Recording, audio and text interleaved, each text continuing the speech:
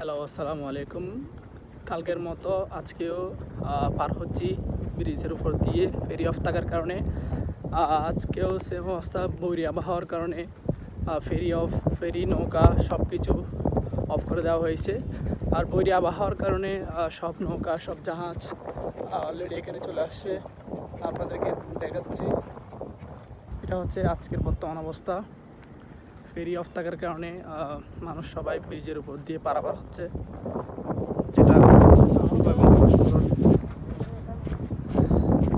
তবে এই বোয়ালখালীর ব্রিজ নিয়ে অনেকবার অনেক সাংবাদিকরা, অনেক রিপোর্টাররা অনেকবার লাইভ বা অনেক নিউজ করছে।